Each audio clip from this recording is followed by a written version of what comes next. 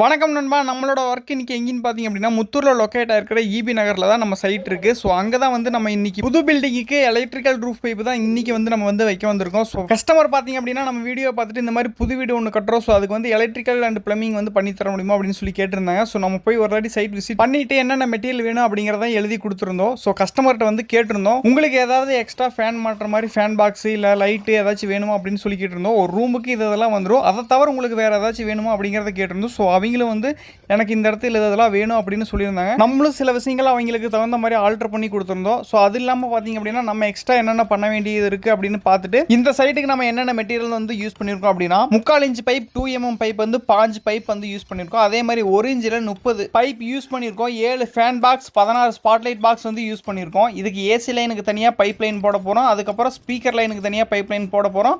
அதுக்கப்புறம் சிசிடிவி கேமராவுக்கு தனியாக பைப்லைன் வந்து எல்லாமே ரூஃப்லேயே வந்து போட போகிறோம். இந்த சைட் பார்த்தீங்க அப்படின்னா 2 பெட்ரூமு, ஒரு கிச்சனு, ஒரு ஹாலு, ஒரு போர்ட்டிக்கோ, அதுக்கப்புறம் பார்த்தீங்க அப்படின்னா வெளியே ஒரு பாத்ரூமு, ஒரு பெட்ரூம் மட்டும் அட்டாச்சு பாத்ரூமோட வந்துடும். 16க்கு 10 பெட்ரூம் ஒன்று, அதுக்கப்புறம் 10க்கு 10 பெட்ரூம் ஒன்று, அதுக்கப்புறம் 22க்கு 16 ஒரு ஹால், அப்புறம் கிச்சனில் பார்த்தீங்க அப்படின்னா 12க்கு 10 ஒரு கிச்சன் ரூம். ரூஃப் பைப் வைக்க பார்த்தீங்க அப்படின்னா நம்ம 6 மணிக்கே வந்துடும். ஏன்னா அப்போ 9 மணிக்கு 10 மணிக்கெலாம் வந்தால் ரூஃப் பைப் அவ்வளோ சீக்கிரம் வச்சிட முடியாது. ஏன்னா வெயில் அடிச்சது அப்படின்னா கம்பியில் சூடாக இருக்கும். ஸோ அந்த டைம் பார்த்தீங்க அப்படின்னா நம்ம ரூஃப் பைப் வைக்க ரொம்பவே சிரமமாக இருக்கும். அதனால் நம்ம சீக்கிரமாக 6 மணிக்கே வந்துட்டோம் அப்படின்னா சீக்கிரமாக ரூஃப் பைப்பு ஒரு 2 o'clock வச்சு முடிச்சிட்டோம் அப்படின்னா நமக்கும் வேலை முடிஞ்ச மாதிரி இருக்கும். வேலை செஞ்ச சலுப்பும் தெரியாது, அலுப்பும் தெரியாது. ஸோ காலையில் நேரமாக எப்போவுமே வேலை பார்த்துட்டோம் அப்படின்னா, அதாவது இந்த ரூஃப் பைப் வைக்கிறப்ப மட்டும் வேறமாக பார்த்துட்டோம் அப்படின்னா நமக்கு சலுப்பு தெரியாமல் இருக்கும், டயர்டும். ஸோ அவ்வளோ சீக்கிரம் ஆயிர மாட்டோம், வேலையும் சீக்கிரமாகவும் முடிஞ்சிடும். கிட்டத்தட்ட பார்த்தீங்க அப்படின்னா ஃபேன் பாக்ஸுக்கு எல்லாமே லைன்லாம் கொடுத்துட்டோம். ஸோ அதுக்குண்டானதை எல்லாமே கட்ட போகிறோம். சரி, வெயில் அடிக்கும்னு இன்றைக்கி பார்த்தோம் அப்படின்னா இன்றைக்கி பார்த்தீங்க அப்படின்னா மழை பெஞ்சிருச்சு. ஸோ ஒரு மழையிலேயே பார்த்தீங்க அப்படின்னா நனைஞ்சிக்கிட்டே பாதி வேலையை பார்த்து முடிச்சிட்டோம். ஏன்னா இதை விட்டுட்டா அப்படின்னா